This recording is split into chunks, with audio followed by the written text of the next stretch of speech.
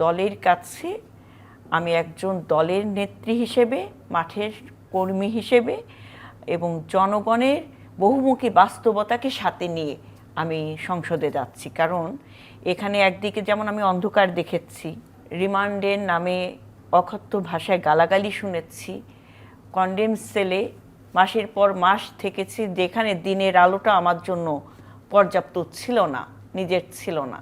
সেই সংগ্রামের কথাগুলো শুধু আমারই ছিল। হ্যাঁ, তো সততার জায়গা, দেশপ্রেমকে ধারণ করে মানুষের অধিকার মানুষের হাতে পৌঁছে দেওয়ার যে প্রত্যয় কিংবা ব্রত নিয়ে আমি রাজপথে ছিলাম, সেই জায়গায় আমি দলের সর্বোচ্চ নেতা প্রথমত দেশনেত্রী বেগম খালেদা জিয়ার নির্দেশনাক্রমে কাজ করেছি। পরবর্তীতে তার অনুপস্থিতিতে দলের দায়িত্বভার যখন আমাদের নেতা দেশনায়ক জনাব তারেক রহমান গ্রহণ করেছেন, তার পরবর্তীতে আমি তার নির্দেশনা অনুযায়ী সরাসরি মাঠে কাজ করেছি।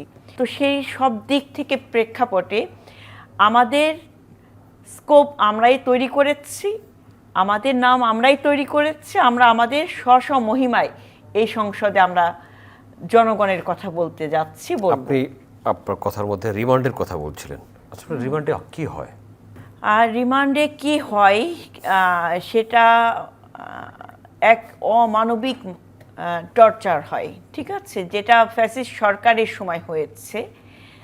সেখানে অকথ্য ভাষায় গালাগালি তো আছেই, মানসিক টর্চার, এবং এই রিমান্ডে এমন ভয় দেখানো হয়েছে যে আমি রাজনীতি থেকে সরে না আসলে, আমার পথ থেকে আমি যদি সরে না আসি, অর্থাৎ একজন নেতা কিংবা নেত্রী তাকে এই সংগ্রাম থেকে সরে আনার জন্য, থামিয়ে দেওয়ার জন্য, দমিয়ে দেওয়ার জন্য যত ধরনের টর্চার করাতে, সেটা শারীরিক হোক, মানসিক হোক, কিংবা আপনার অন্য কোনো ভয়ভীতি দেখিয়ে, তো সেই জায়গা থেকে আমাকে রিমান্ডে অকথ্য ভাষায় গালাগালি, এমনকি আমার পরিবারের উপর হুমকি, এবং আমার মেয়েকেও এক ধরনের মানসিক টর্চারের শিকার হতে হয়েছে এই রাজনীতির পরিমণ্ডলে আমার এই সাহসিকতার ভূমিকাকে দমিয়ে দেওয়ার জন্য।